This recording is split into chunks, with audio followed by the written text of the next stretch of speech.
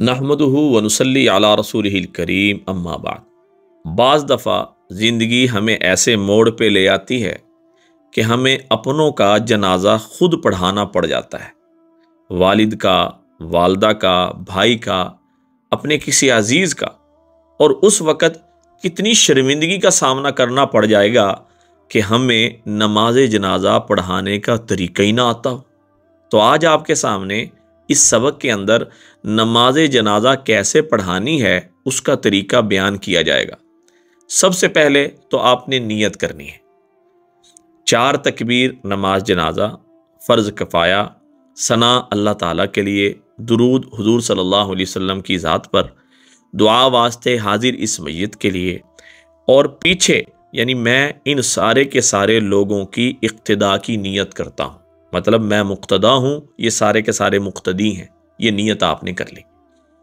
اگر میت مرد ہے تو درمیان میں کھڑا ہونا ہے، اگر میت عورت ہے تو عورت کے جو سینہ ہے بالکل اس کے مقابل کھڑا ہونا ہے۔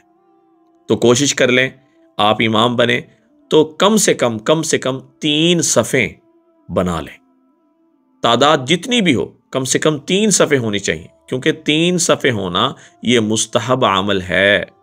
آپ علیہ السلام بھی اس کا اہتمام فرمایا کرتے تھے، اور ایک روایت میں تو یوں بھی آیا، امی عائشہ رضی اللہ تعالیٰ عنہ فرمایا، جس مسلمان میت کے جنازے میں 100 لوگ شامل ہو جائیں اللہ جل شانہ اس میت کی مغفرت فرما دیتے ہیں۔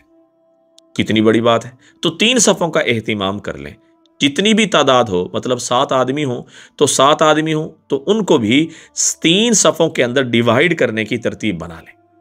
پھر پہلی تکبیر کے بعد ثنا پڑھنی ہے، سبحانک اللہم وبحمدک وتبارک اسمک وتعالی جدک وجل ثناؤک ولا الہ غیرک۔ دوسری تکبیر کے بعد درود پڑھنا ہے، اور درود کے اندر درود ابراہیمی پڑھنا یہ سب سے افضل ہے۔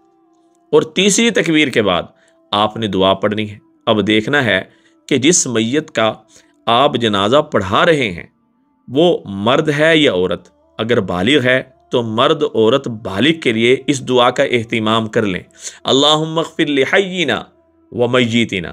اب بعض دفعہ بعض نادان لوگ یہ کہتے ہیں کہ یہ جو دعا ہے یہ جنازے کی دعا نہیں ہے، حالانکہ اس کے اندر ہم میت کے لیے دعا کر رہے ہوتے ہیں، ہاں جی۔ اور بعض کہتے ہیں کہ بندہ اس میں میت کے لیے دعا نہیں کر رہا۔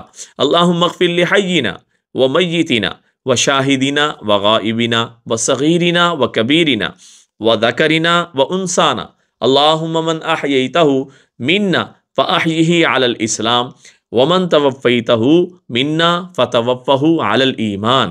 اس دعا کو لازمی طور پہ ہم یاد کر لیں، اور اگر ہمارے سامنے میت وہ نابالغ لڑکا ہے تو اس کے لیے یہ دعا اہتمام سے یاد آپ کو کر لینی چاہیے۔ اللہم اجعلہ لنا فرطا واجعلہ لنا اجرا وذخرا واجعلہ لنا شافعا ومشفعا، یعنی اللہم اجعلہ لنا یہ لڑکے کے لیے، نابالغ لڑکے کے لیے، اور اسی طرح اگر میت نابالغ لڑکی ہو، بچی ہو، تو اس کے لیے اس دعا کا اہتمام کر لیں، اللہم اجعلہا لنا فرطا واجعلہا لنا اجرا وذخرا واجعلہا لنا شافعتا ومشفعا۔ اس کا اہتمام کر لیں۔ اب 3 تکبیریں ہو گئی، اب 4تھی تکبیر پڑھ کے آپ نے سلام پھیرنا ہے دائیں طرف اور بائیں طرف۔ تو جب آپ یہ کر لیں تو اس کے بعد جلدی کوشش کریں، کیونکہ حدیث مبارکہ میں ہے کہ جب نماز جنازہ ہو جائے پھر میت کو دفن کرنے میں جلدی کرنی چاہیے۔ اس کے بعد میت کو دفن کرنے کا اہتمام کریں، دعاؤں میں یاد رکھیں، صدقہ جاری سمجھ کے شیئر کریں۔ السلام علیکم ورحمۃ اللہ وبرکاتہ۔